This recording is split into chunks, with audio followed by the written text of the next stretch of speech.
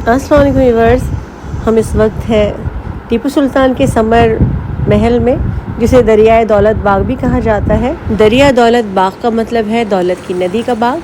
या ये महल कर्नाटका के श्रीरंगापट्टनम में कावेरी नदी के बीच एक टापू पर मौजूद है। इसे टीपू सुल्तान ने 1784 में अपने समर रेसिडेंस के तौर पर बनवाया था। टीपू सुल्तान को टाइगर ऑफ मैसूर कहा जाता था। दरिया दौलत बाग उनकी पसंदीदा जगहों में से एक थी, जहां वो गर्मियों में रहते और हुकूमत के काम देखते थे। तो इस वक्त हम यहीं पर आए हुए हैं। गर्मी अभी शिद्दत पर है, बहुत ज़्यादा गर्म है। ओटी से आने के बाद शायद हमें कुछ ज़्यादा ही गर्म लग रहा है। तो बहुत ज़्यादा तेज़ धूप थी और इस वक्त हम देखने जा रहे थे दरिया दौलत बाग का वो महल।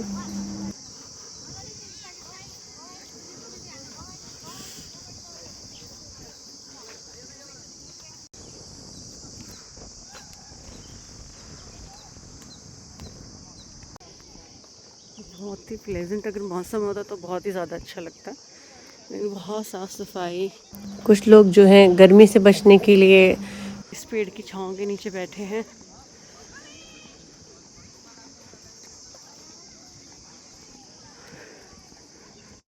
इस वक्त तो इस तरह के पर्दों से ढका हुआ है ये महल। शायद उस वक्त खुला होगा, क्योंकि अंदर जब हम गए थे तो काफ़ी खुला खुला था। जैसे ही हम अंदर दाखिल होते हैं ना, तो हमें बहुत ही खूबसूरत डिज़ाइन नज़र आती है दीवारों पर। और जो लकड़ी का काम है वो सागवान की लकड़ी से बना हुआ है। और जो इसमें नक्शकारी की गई है ये दक्कनी इंडो पर्शियन स्टाइल है। तो बहुत ही खूबसूरत लग रहा था। और यहाँ की दीवारों पे जंग जिस तरह से होती थी उसके कुछ तस्वीरें भी बनाई गई थी। तो मैं आपको आगे बताती हूँ।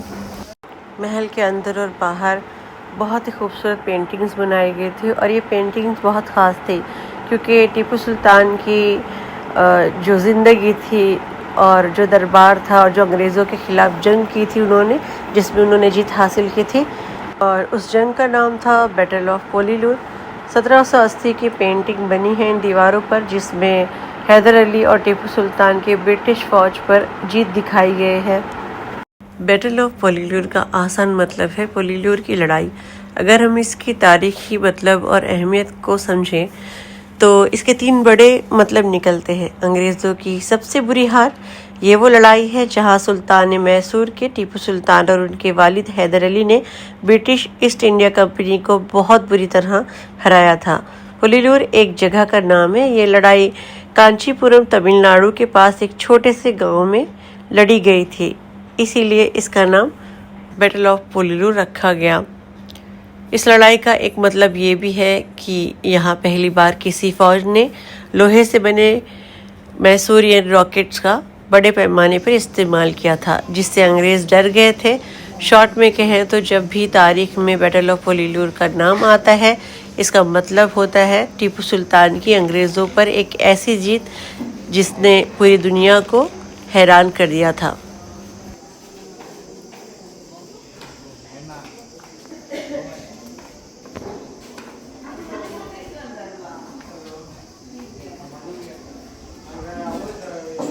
पूरा कारीगरी किए हुए रूम के अंदर, और ये बहुत दूर से है, मुझे दिख रहा नहीं क्या लिखा हुआ है।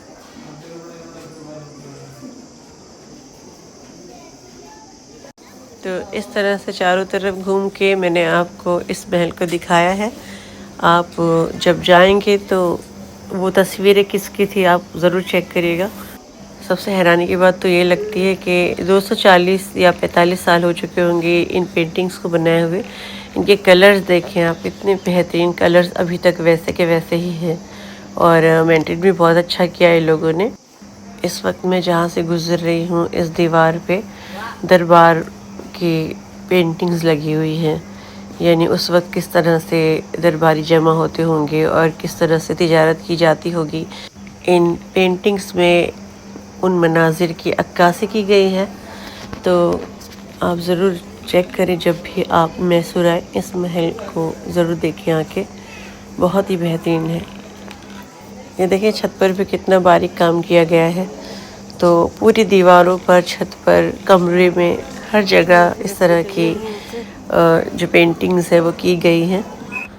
और अब मैंने चारों तरफ से इसे अच्छे से आपको दिखा दिया है। और अब मैं बाहर जा रही हूँ, तो बाहर भी मैंने देखा कि जो तोप के गोले थे वो साइड में रखे हुए थे।